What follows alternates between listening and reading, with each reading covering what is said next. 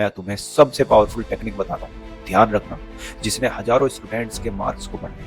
वो नीट 2026 में सबसे ज्यादा गलती कहाँ होती है? Mistakes that kill your selection. NEET aspirant सुनो, आज की वीडियो बहुत ही इंपॉर्टेंट है क्योंकि आज मैं तुम्हें बताने वाला हूँ कि नीट में मार्क्स सिलेबस की वजह से नहीं कटते, मार्क्स कटते हैं आपकी छोटी छोटी गलतियों की वजह से। और ये गलतियां 550 वाले को 450 पर गिरा देती हैं और जो 610 लाने वाला है उसको 550 पर ही रोक देती है। तो अगर तुम्हें सच में सिलेक्शन चाहिए तो इस वीडियो को एंड तक जरूर देखना। सबसे बड़ी गलती, क्वेश्चंस गलत पढ़ना। नीट में सबसे कॉमन मिस्टेक्स होती है मिस रीडिंग। क्वेश्चन में लिखा होता है इनकरेक्ट और आप पढ़ लेते हो करेक्ट, और आपने जो आंसर टिक किया उसमें आपको इनकरेक्ट टिक करना था, बट आप करेक्ट टिक कर देते हो और आपका आंसर गलत हो जाता है। क्वेश्चन में लिखा होता है एक्सेप्ट और आप इस वर्ड को पढ़ते ही नहीं हो, इग्नोर कर देते हो। क्वेश्चन में लिखा होता है डिक्रीज और स्टूडेंट इंक्रीज समझ लेता है और फिर बाद में बोलते हैं सिली मिस्टेक्स हो गई, ध्यान नहीं दिया। ये सिली मिस्टेक्स नहीं होती, ये सिलेक्शन किलर मिस्टेक होती है।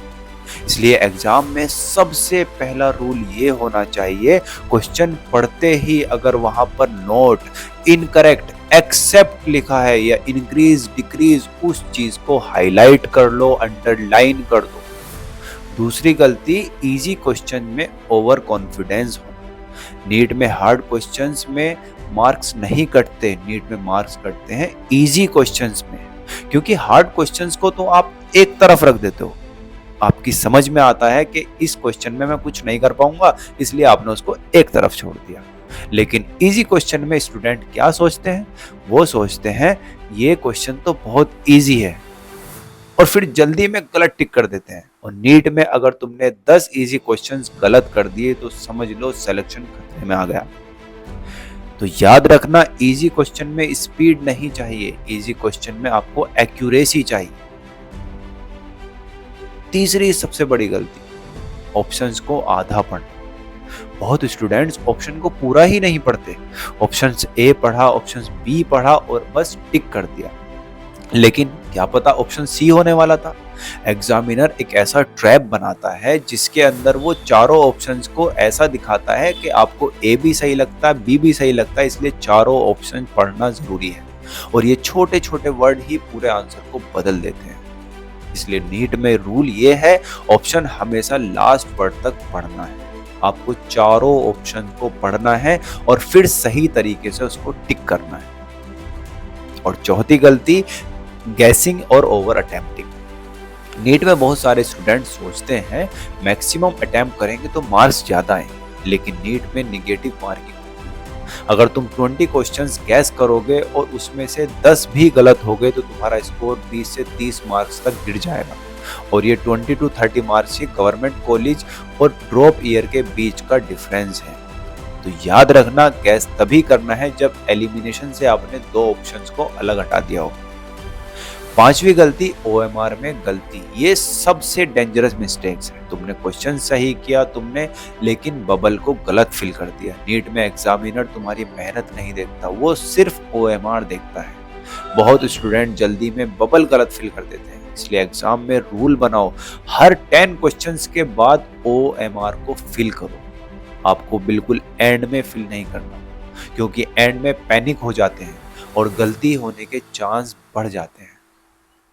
और छठी गलती, मॉक टेस्ट का गलत यूज। कुछ स्टूडेंट मॉक टेस्ट तो देते हैं लेकिन एनालिसिस नहीं करते। भाई, मॉक टेस्ट देना ही सब कुछ नहीं है।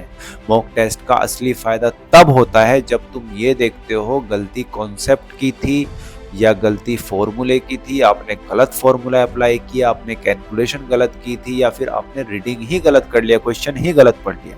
अगर तुमने गलती का रीजन नहीं पकड़ा तो तुम वही गलती एग्जाम में फिर करोगे, और इसी को कहते हैं repeat mistake is equal to repeat failure.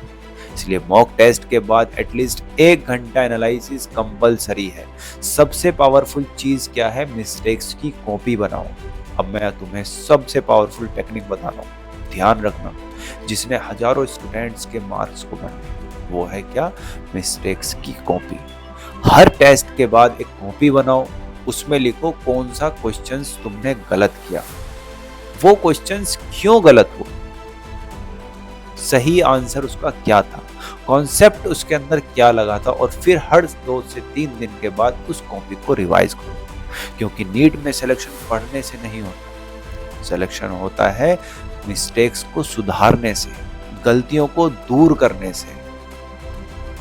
आप अपनी गलतियों को पकड़ो, टेक्निक क्या यूज हो रही है उसको देखो।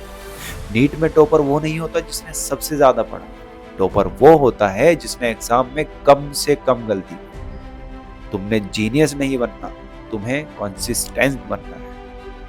अगर तुम नेक्स्ट 26 डेज में अपनी मिस्टेक्स हाफ कर दोगे, क्योंकि अब से सिर्फ 26 दिन बचे एग्जाम के, तो मार्क्स ऑटोमेटिकली जंप कर जाएंगे। और एक इंपॉर्टेंट बात मैं बता दूं, हम बहुत ही जल्दी नीट का कंप्लीट लेक्चर सीरीज स्टार्ट करने वाले हैं, जिसमें हम जीरो से लेकर एडवांस लेवल तक पूरा सिलेबस कवर करेंगे। अगर तुम भी नीट 2027 की तैयारी करना चाहते हो तो कमेंट्स में टाइप कीजिए नीट 2027। और अगर वीडियो हेल्पफुल लगा हो तो लाइक करो, शेयर करो, कमेंट करो